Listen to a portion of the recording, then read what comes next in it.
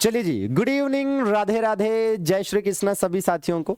बहुत बहुत स्वागत है साथियों, एक बार फिर से आप सभी का आपके अपने YouTube platform UP Sangam by MD classes पर बहुत बहुत स्वागत है साथियों। इस सेशन में हम आरओ को लेकर कुछ महत्वपूर्ण बिंदुओं पर चर्चा करने वाले हैं, जिसमें सबसे जरूरी और शानदार चीज जो आपके सामने आने वाली है वो है इसमें पहली बार में ही सफलता पाने का 90-50 फॉर्मूला क्या है। और ये आप तभी अच्छे से समझ पाएंगे जब पूरे सेशन को अंत तक देखें। साथ में हम इस बात पर भी चर्चा करेंगे कि आखिर मैं क्यों कह रहा हूं कि इस बार कट ऑफ ज्यादा जाएगा। वैसे कट ऑफ इस बार ज्यादा जाने की उम्मीद तो आप सब लगाकर बैठे हैं, कारण उसके कई सारे हैं। पहले इसी पर बात कर लेते हैं, फिर 90-50 फॉर्मूला पर आते हैं।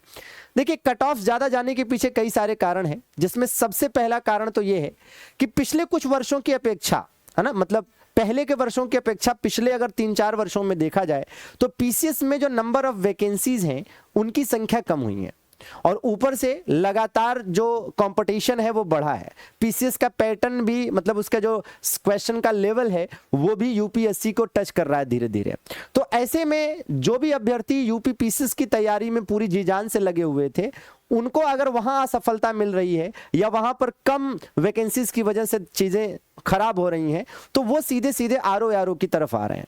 और एक चीज और भी है कि पीसीएस के माध्यम से जितने भी पद प्राप्त होते हैं उनमें कुछ पदों को छोड़ दिया जाए तो बाकी पद ऐसे हैं कि ज्यादातर लोगों का यह मानना है कि उससे बेहतर तो आरओ है। और बहुत सारे ऐसे मेरे भी जानने में पीसीएस के माध्यम से सेलेक्ट लोग हैं, है ना, भाई पदों पर जो बैठे हुए लोग हैं, वे मेरे जानने में भी ऐसे हैं जिनका कहना है कि सर इससे बेहतर तो आरओ होता। क्योंकि सबसे बड़ी चीज़ है कि आरओ में लखनऊ में रहने को मिलता है, लखनऊ में जॉब रहती है, और इसके अलावा बहुत सारी और भी फैसिलिटीज़ है जो, है ना, मैं कहना नहीं चाहूँगा, और आप बहुत कुछ है जो आप समझ रहे हैं।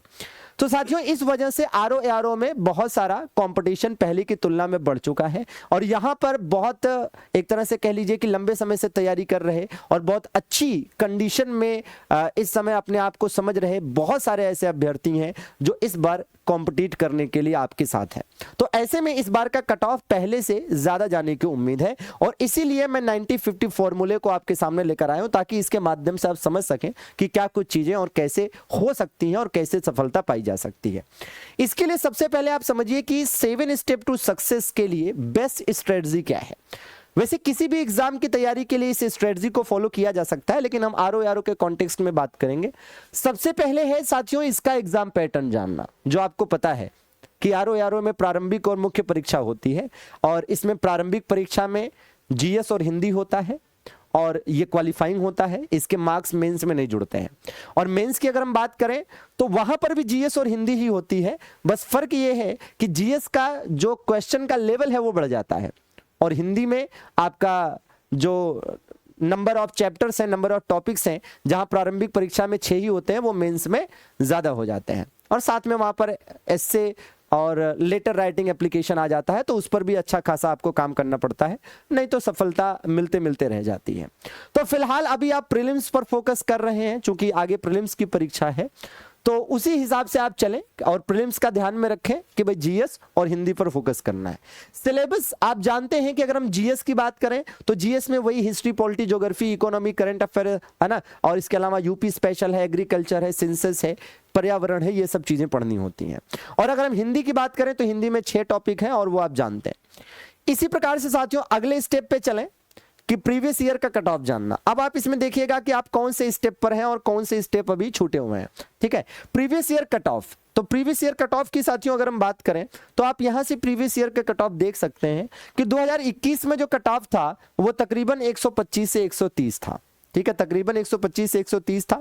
ठीक है, और 2024 में जो पेपर हुआ था जिसमें धांधली हुई थी और कैंसिल हुआ और आप री एग्जाम का इंतजार कर रहे हैं, तो वो साथियों अगर जेन्युइन तरीके से होता, किसी प्रकार की धांधली ना होती, तो अधिकतम कट ऑफ जो जाता वो 120 से 125 जाता। मतलब 125 तो अधिकतम है, मैक्सिमम है, अगर जेन्युइन तरीके से, फेयर तरीके से पेपर होता तो। ठीक बात है। अब तो ये हो गया आपका लास्ट ईयर कट ऑफ, ठीक है ना, ये हो गया आपका लास्ट ईयर कट ऑफ, और ये लास्ट 2 कट ऑफ ही हमने आपके साथ डिस्कस किया है जो हो सकता है, क्योंकि बहुत पहले का कट ऑफ डिस्कस करने का मतलब नहीं है, क्योंकि तब के क्वेश्चन के लेवल और कंपटीशन का स्तर अलग था। ठीक बात है। अच्छा भाई, अब हम बात करें सब्जेक्ट वाइज वेटेज की। सब्जेक्ट वाइज वेटेज की साथियों अगर हम बात करते हैं तो यहां आप देख सकते हैं 2024 का जो पेपर कैंसिल हुआ था उसी के सब्जेक्ट वाइज वेटेज को हमने उठाया है, क्योंकि बहुत पुराना सब्जेक्ट वाइज वेटेज पर भी बात करके फायदा नहीं है। और हमने यहां पर मेजर सब्जेक्ट्स को ही उठाया है, जिसमें आप करंट अफेयर्स को देखेंगे तो 20 से 22 क्वेश्चन। अब एग्जैक्ट नंबर इसलिए नहीं लिखा है क्योंकि भाई आप देखेंगे कि जो नंबर ऑफ क्वेश्चन है, जैसे कभी क्वेश्चन देखकर लगता है कि अरे ये करंट अफेयर्स का है, कभी लगता है नहीं नहीं ये नॉर्मल पॉलिटी का है या नॉर्मल स्टैटिक का है या किसी पर्यावरण का है या साइंस का है, तो इस वजह से हमने मोटी मोटा 20 से 22 लिखा हुआ है। ठीक है। और करंट अफेयर्स की हम बात करें तो आरओ के पेपर में ये न्यूनतम है, मतलब कम से कम 20-22 क्वेश्चन तो करंट अफेयर्स के आते ही हैं, ज्यादा हो जाएंगे कम होने की संभावना न के बराबर है। हिस्ट्री की अगर हम बात करते हैं साथियों तो यहां से 22 से 23 क्वेश्चन देखने को मिले, और इसमें भी ज्यादातर क्वेश्चन मॉडर्न हिस्ट्री के, तकरीबन 13 से 14 क्वेश्चन सीधे सीधे मॉडर्न हिस्ट्री के। मतलब हिस्ट्री में आपको मेनली मॉडर्न हिस्ट्री पर फोकस करना है, और एंशिएंट और मेडाइवल पर जा रहे हैं तो आर्ट एंड कल्चर वाले पार्ट पर फोकस करें। ज्योग्राफी की बात करें तो 18 से 20 क्वेश्चन यहां से देखने को मिले हैं। ठीक है, इसमें मैं 18 से 20 इसलिए लिखा है क्योंकि इसके कुछ क्वेश्चन ऐसे होते हैं जो सामान्यतः कुछ लोग उसको स्टैटिक जीके या किसी अन्य सब्जेक्ट में डाल देते हैं। ठीक है भाई। साइंस की साथियों अगर हम बात करते हैं तो 10 से 12 क्वेश्चन देखने को मिले हैं, और इसमें भी ज्यादातर क्वेश्चन बायोलॉजी के रहे हैं, जो आप केवल घटना चक्र भी पढ़ लेते हैं तो हो जाता है। पॉलिटी की बात करें तो 9 से 10 क्वेश्चन। ठीक है, बहुत बड़ा सिलेबस नहीं है तो 9 से 10 क्वेश्चन आराम से आप ला सकते हैं, सही कर सकते हैं। यूपी स्पेशल से 9 से 10 क्वेश्चन। पिछले सालों की बात करें तो इससे ज्यादा क्वेश्चन भी देखने को मिले हैं। ठीक है भाई।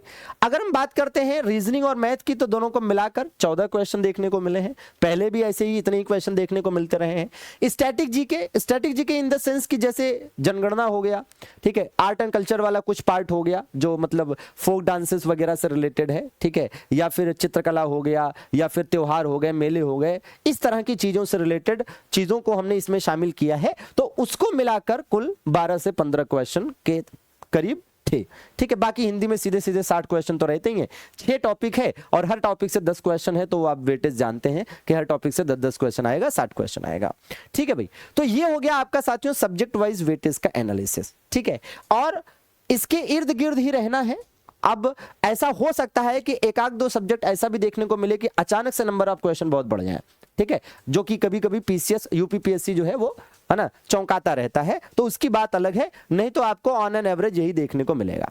अच्छा, तो हमने सब्जेक्ट वाइज वेटेज की बात कर ली। अब हम टारगेट पर आते हैं कि क्या हमारा टारगेट होना चाहिए। तो टारगेट के लिए आप इसके माध्यम से समझिए कि टारगेट में पेपर 1 पेपर 2, अभी हम प्रीलिम्स के टारगेट की बात कर रहे हैं। पेपर 1 पेपर 2 साथियों, पेपर 1 जो कि जीएस का होता है, पेपर 1 जो कि जीएस का होता है, इसमें आप देखेंगे कि सीधा सीधा 140 क्वेश्चन आने हैं भाई। तो 140 क्वेश्चन में आप यहां पर टारगेट क्या रखिए, 90 का टारगेट रखिए। मैं टारगेट की बात कर रहा हूं, कट ऑफ की बात नहीं कर रहा हूं। ठीक है, 90 का टारगेट रखिए, और यहां साथियों हिंदी में 50 प्लस का टारगेट रखिए। ठीक है ना, तो सिंपल सी बात है कि यहां 90 प्लस का टारगेट रखना है आपको, और यहां 50 प्लस का टारगेट रखना है, ताकि आपका टारगेट कहां जाकर सेट हो, 140। ध्यान रहे, ये टारगेट की बात कर रहा हूं, कट ऑफ नहीं कह रहा हूं। कट ऑफ तो हमने कहा ही था कि अगर 2024 का पेपर बिल्कुल फेयर तरीके से हुआ होता, है ना, बिल्कुल फेयर तरीके से हुआ होता, कैंसिल ना हुआ होता, ठीक है, बिल्कुल ईमानदारी से हुआ होता, तो 120 से 125 से ज्यादा कट ऑफ नहीं जाती। और उसी के हिसाब से मैं यहां पर आपको बता भी रहा हूं कि भैया आप अपना टारगेट 140 सेट करके चलें, ताकि यहां से 10-15 नंबर का नुकसान भी हो तो आप 125 के आसपास आकर गिरें और आपकी सफलता तय हो जाए।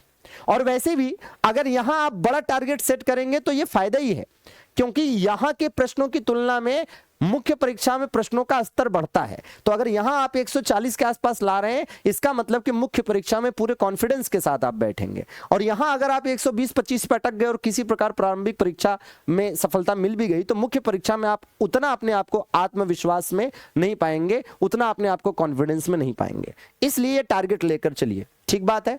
अच्छा भाई, तो ये तो हो गई टारगेट की बात। अगला स्टेप है साथियों प्लानिंग का, कि क्या प्लानिंग लेकर चलें। तो अब प्लानिंग करिए कि भाई प्लानिंग कैसे करेंगे।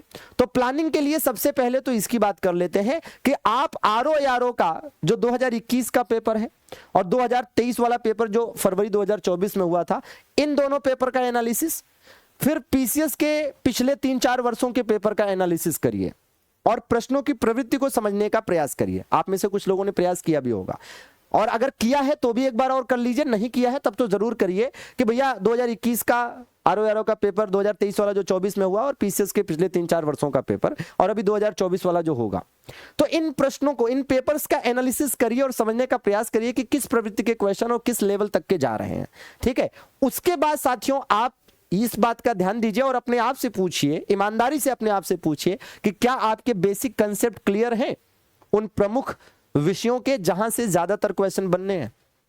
ठीक है, और बेसिक कंसेप्ट अगर क्लियर है तो ठीक है, नहीं क्लियर है तो क्लियर करिए। या फिर मान लीजिए कि आपके कुछ सब्जेक्ट के क्लियर हैं, कुछ के नहीं क्लियर हैं, तो जिसके नहीं क्लियर हैं उसके बेसिक कंसेप्ट को क्लियर करिए, अभी समय है, अभी बहुत देर नहीं हुई है। और उसके बाद आप पीवाईक्यूज लगा लीजिए। पीवाईक्यूज आप में से खैर ज्यादातर लोगों ने ज्यादातर बार लगा लिया होगा, लेकिन फिर भी बीच बीच में समय निकालकर रिवीजन करते रहिए ताकि वो भूले ना। ठीक है ना। और इसके बाद एक्सपेक्टेड क्वेश्चन पर आइए। अब जरा ध्यान दीजिएगा और एकदम ईमानदारी से समझिएगा कि भाई पीवाईक्यूज की बात करें, पीवाईक्यूज आपको सफलता के नजदीक ले जाते हैं और एक्सपेक्टेड क्वेश्चन आपको सफलता दिलाते हैं। अगर पीवाईक्यूज प्रीवियस ईयर के जो क्वेश्चंस हैं उनमें से आपका एक भी गलत हुआ, इसका मतलब जितने क्वेश्चन गलत होंगे पीवाईक्यूज के आए हुए आते हैं, है ना, 30-40 क्वेश्चन तक आ जाते हैं पीवाईक्यूज के। ठीक है, तो जो पीवाईक्यूज के क्वेश्चन है वो गलत हुए, जितने गलत होंगे आप उतने ही दूर होंगे अपनी सफलता से। और एक्सपेक्टेड क्वेश्चन तो खैर करना ही करना है। ठीक है, उसके लिए आपको कड़ी मेहनत करनी पड़ेगी, मॉडल पेपर लगाना पड़ेगा, है ना, और चीजों को करना पड़ेगा। तो मतलब यह है कि आप 6 स्टेप तक पहुंच गए कि एग्जाम पैटर्न हो गया, सिलेबस हो गया, प्रीवियस ईयर कट ऑफ हो गया, सब्जेक्ट वाइज वेटेज हो गया, टारगेट हो गया, प्लानिंग हो गई। अब एग्जीक्यूशन मेन है। एग्जीक्यूशन के बगैर कुछ नहीं होगा। सब कर लिया, एग्जीक्यूशन नहीं हुआ, उसको आपने लागू नहीं किया, तो फिर फायदा क्या है। तो एग्जीक्यूशन पर आइए। अपनी तरफ से आप जितनी मेहनत कर सकते हैं, जिस किसी का भी पेड बैच ले रखा हो, जो भी आपने नोट्स बनाया हो, जो भी बुक से पढ़ रहे हो वो करिए, लेकिन हमारे साथ एक फ्री क्लास में जुड़िए। हमारे साथ साथियों एक फ्री क्लास में जुड़िए जो ये डेली होने वाली है आपकी साथियों, इसी यूट्यूब चैनल पर डेली शाम को 7 बजे मैं आपको कराऊंगा expected question, most expected question, वो भी लॉजिक्स, कंसेप्ट्स, ट्रिक्स के साथ, फ्लो चार्ट्स के साथ, मतलब जिस भी क्वेश्चन में जिस प्रकार की जरूरत महसूस होगी, फ्रॉम 3 सितंबर। ठीक है, मतलब 3 सितंबर से आप शाम को 7 बजे इस चैनल पर एक शानदार सी आरओ की क्लास देख रहे होंगे। आशा करते हैं कि आपको पूरा ये एनालिसिस हमारा समझ आया होगा, पसंद आया होगा, और आप इस शानदार सी स्ट्रेटजी को फॉलो करके इस बार अपने मिशन सचिवालय के लक्ष्य को पूरा करेंगे और हमें भी सुखद अनुभव देंगे। जी हाँ, तो नियमित रूप से जुड़ने का प्रयास करिएगा 3 सितंबर से डेली शाम को 7 बजे। कल शाम को 7 बजे भी एक सेशन लेकर आऊंगा जिसमें कुछ महत्वपूर्ण बिंदुओं पर हम बात करेंगे, लेकिन रेगुलर जो आरओ के लिए क्लास है वो 3 सितंबर से शाम को 7 बजे चलेगी। बाकी आपकी क्या राय है, आपकी क्या एक तरह से एडवाइसेस हैं, या आपकी क्या कुछ चाहते हैं, वो आप कमेंट बॉक्स में कमेंट करके जरूर बता दीजिएगा। उन सबको मिलाकर एक अलग से सेशन, एक अलग से वीडियो कर दूंगा। बहुत बहुत शुक्रिया आप सभी का जुड़ने के लिए, धन्यवाद, thank you very much, good night, शुभ रात्रि।